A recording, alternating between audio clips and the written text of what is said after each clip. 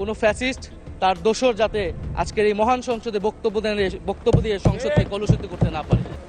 আমি বক্তব্য রাখার জন্য আহ্বান জানাচ্ছি বিরোধী দলীয় চিফ হুইপ মোহাম্মদ নাহিদ ইসলাম, 184, ঢাকা 11। বক্তব্য রাখুন। বিসমিল্লাহির রহমানির রহিম। ধন্যবাদ মাননীয় স্পিকার। জুলাই গণ অভ্যুত্থান এবং জুলাই যোদ্ধাদের উপর আনীত শোক প্রস্তাবের উপর আলোচনা করার সুযোগ দেওয়ার জন্য।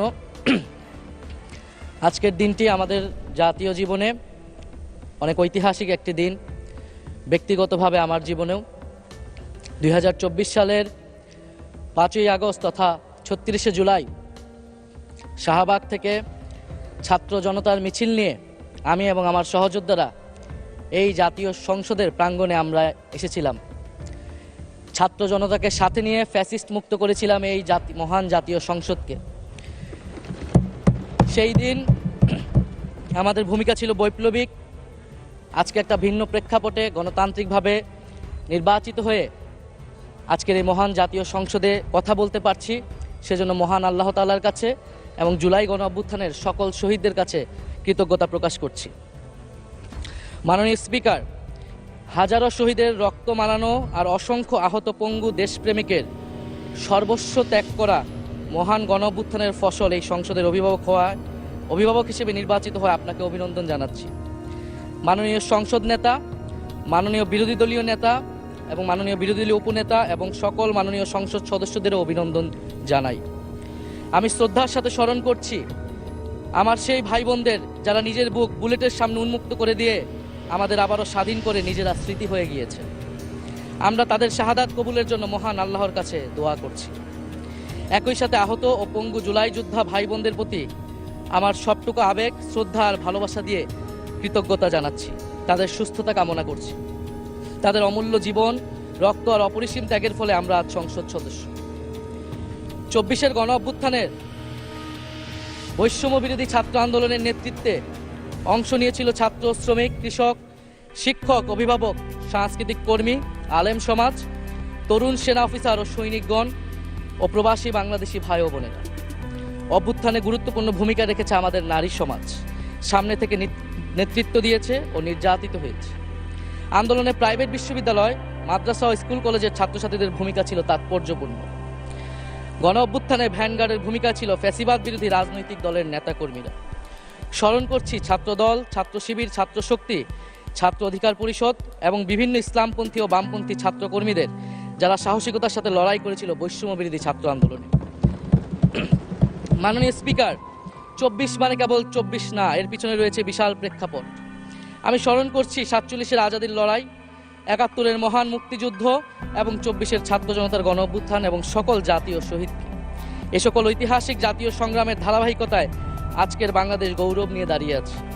স্মরণ করছি পিলখানা হত্যাকাণ্ডের শহীদ, শাপলা হত্যাকাণ্ডের শহীদ, মোদী বিরোধী হত্যাকাণ্ডের শহীদ, ফ্যাসিস্ট আমলে গুম হওয়া ব্যক্তিদের স্মরণ করছি। 18 সালের কোটা সংস্কার আন্দোলন ও নিরাপদ সড়ক আন্দোলনে ছাত্র কিশোরদের অকুতভয় সাহসকে স্মরণ করছি। স্মরণ করছি আমাদের ভাই শরীফ ওসমান হাদি, যিনি তার সাহসিকতার মাধ্যমে বাংলাদেশকে একটি ইনসাফ ভিত্তিক বাংলাদেশ হিসেবে গড়ে তুলতে চেয়েছিলেন। তিনি আর আমাদের সাথে নাই। আমরা ওসমান হাদি ভাইকে স্মরণ করছি। শহীদ আবরার ফাহাদ ও শহীদ ফেলানী খাতুনকে স্মরণ করছি, যারা ভারতীয় আধিপত্যবাদের বিরুদ্ধে লড়াই করে বাংলাদেশকে আজকের এই জায়গায় নিয়ে এসেছে। 24-এর ছাত্র জনতার গণ অভ্যুত্থানে মাঠের নেতৃত্বের একেবারে সামনে থাকার কারণে আজকের দিনটি আমার জন্য একই সাথে আবেগের, কষ্টের ও আনন্দের।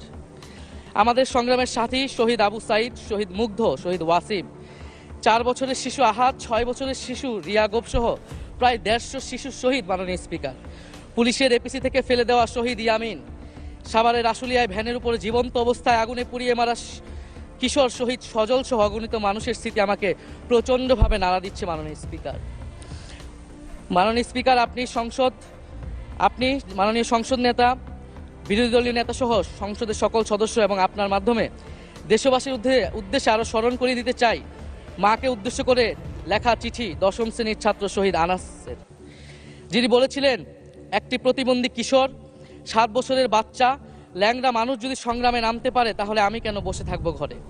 একদিন তো মরতেই হবে, তাই মৃত্যুর ভয় করে স্বার্থপরের মতো ঘরে বসে না থেকে সংগ্রামে নেমে গুলি খেয়ে বীরের মতো মৃত্যু অধিক শ্রেষ্ঠ। যে অন্যের জন্য নিজের জীবন বিলিয়ে দেয় সেই প্রকৃত মানুষ। আমি যদি বেঁচে না ফিরি তবে কষ্ট পেও না, গর্বিত হয়েও জীবনের প্রতিটি ভুলের জন্য ক্ষমা চাই। আনাস তার মাকে এই চিঠি লিখে রাস্তায় নেমে গিয়েছিলেন, শহীদ হয়েছিলেন মাননীয় স্পিকার, যাদের আত্মত্যাগের কারণে আজকে আমরা এখানে বসে কথা বলতে পারছি। মাননীয় স্পিকার, জুলাই গণঅভ্যুত্থানের সাথে জড়িয়ে আছে দেশনেত্রী বেগম খালেদা জিয়ার সংগ্রাম ও তার আত্মত্যাগ। ওনার সংগ্রাম অনুপ্রাণিত করেছিল বাংলাদেশের তরুণ সমাজকে আত্মত্যাগ করতে, আত্মহুতি দিতে গণ অভ্যুত্থানে। আমরা আজকে তাকে শ্রদ্ধার সাথে স্মরণ করছি। মাননীয় স্পিকার, আমি বিশ্বাস করতে চাই আমরা যারা সংসদে বসতে পেরেছি কেউই এই শহীদের রক্তের সাথে বেইমানি করব না। কারণ জুলাই গণ অভ্যুত্থান মানে শুধু জুলাই গণ অভ্যুত্থান নয়, এটি নতুন বাংলাদেশের আকাঙ্ক্ষা। গণভোটের রায় অনুযায়ী আমরা যেমন সংসদ সদস্য, একইভাবে সংবিধান সংস্কার কমিশনের সদস্য। আমাদের সরকারি দলের বন্ধুরা অবিলম্বে সংবিধান সংস্কার কমিশনের সদস্য হিসেবে শপথ নেবেন বলেই আমরা বিশ্বাস করি। আমরা একই সাথে গণতান্ত্রিক সংস্কারগুলো সাধন করতে চাই। 70% মানুষ গণভোটে তাদের রায় জানিয়ে দিয়েছে মাননীয় স্পিকার। গণতন্ত্রে জনতার রায় সার্বভৌম, তার উপর কোনো আইন বা বিধান চলতে পারে না।